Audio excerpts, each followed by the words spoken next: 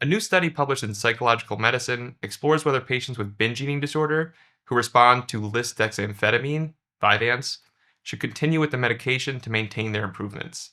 This is the first placebo-controlled trial to assess lisdexamfetamine as a maintenance therapy for binge eating disorder after initial successful treatment.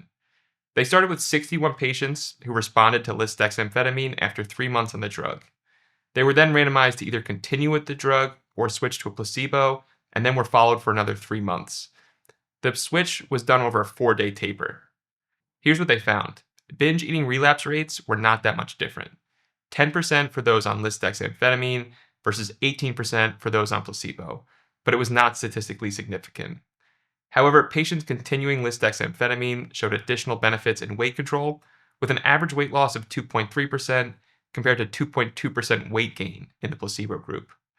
The lisdexamfetamine group also maintained stable scores in eating disorder-related psychological symptoms, while these scores worsened in the placebo group.